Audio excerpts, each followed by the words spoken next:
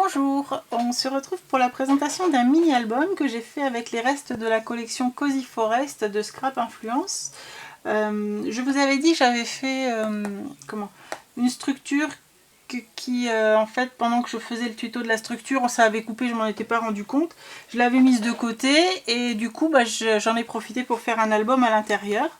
À la place des anneaux, j'ai mis des rubans et de la ficelle, puisque les trous étaient déjà faits, donc voilà, j'ai continué sur cette lancée là.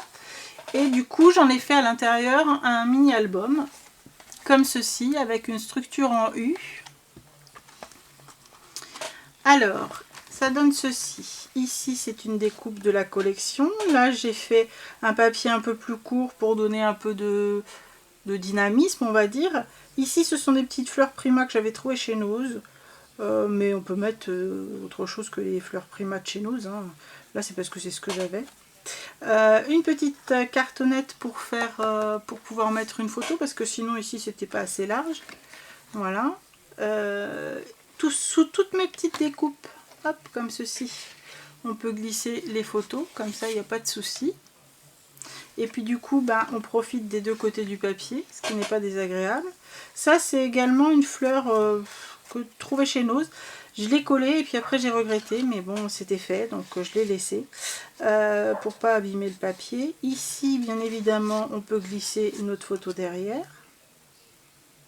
Donc les pages c'est une structure simple, mais dans l'idée c'était de faire un mini dans lequel on puisse mettre une douzaine de photos, pour pouvoir mettre des photos d'un petit week-end au bord de l'eau ou d'un week-end à la campagne, un petit truc sympa pour les week-ends, les premiers week-ends des beaux jours. Donc voilà.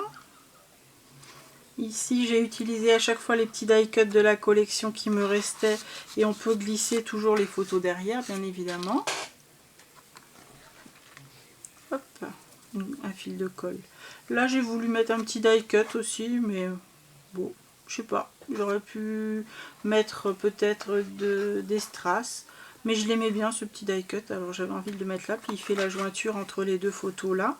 Ici c'est une petite découpe d'une chute de papier où je suis venue découper le petit papillon. Là ça s'ouvre comme ceci. Alors on peut bien évidemment glisser la photo en dessous, et ici on peut mettre notre petit journaling. Là j'ai mis une bande perforée pour faire comme une sorte de dentelle, parce que de ce côté je trouvais que ça venait apporter aussi un peu de dynamisme à ce vert uni, un peu uni. Voilà, ici une toute petite pochette dans laquelle on peut glisser soit un livret, soit là j'ai fait un grand tag. Je suis venue encore mettre des petits papillons que j'ai découpés dans une chute de papier. Ça c'est également sur la bande de papier que j'ai découpée, il y avait ce motif là, donc je l'ai redétouré et puis je suis venue la mettre ici. Et ici, donc sur la dernière de couverture, je suis venue mettre en 3D un petit texte et puis une place photo. On peut également rajouter une place photo ici. Du coup j'ai pas compté les photos, mais on pourrait en mettre 1, 2, 3, 4, 5, 6, 7. On pourrait en mettre plus, mais 7, 8, 9, on va dire 10, 11, 12, 13, 14, 15 et 16 photos. Voilà, 16 photos, moi je trouve que pour un week-end c'est suffisant, je sais pas ce que vous en pensez. Donc la structure c'est la même que celle du Junk Journal, sauf qu'à la place des anneaux, hop, j'ai mis des rubans et de la ficelle. Et puis j'ai mis les pages en U. On aurait pu faire des pages à pochette, on aurait pu faire plein de choses, mais là, voilà, 16 photos, c'est déjà pas mal pour un week-end, pour un mini album de week-end. Et en plus, je le trouve assez frais, assez... Malgré qu'il soit vintage, je trouve que ces couleurs vertes sont assez fraîches et font vraiment printemps-été. Je sais pas ce que vous en pensez. Voilà, j'attends vos commentaires et puis je vous dis à très bientôt. Au revoir.